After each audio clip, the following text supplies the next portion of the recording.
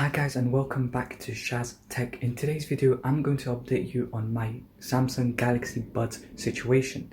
Now just yesterday I got a phone call from Samsung who told me the inspector's report regarding the sparking of my Samsung Galaxy Buds. Thankfully they told me that there was nothing wrong with the buds and they are completely fine, which is great news because it doesn't need to have a repair.